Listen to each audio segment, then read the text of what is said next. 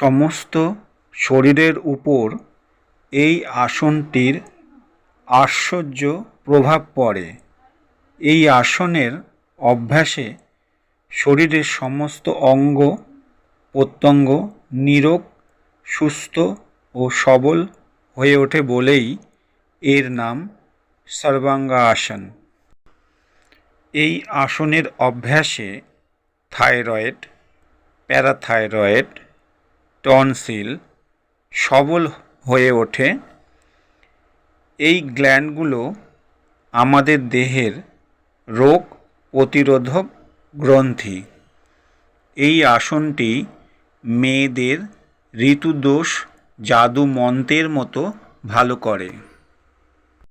যারা সর্বাঙ্গ আসন অভ্যাস করতে পারেন না তারা বিপরীত করণী মুদ্রা অভ্যাস করবেন।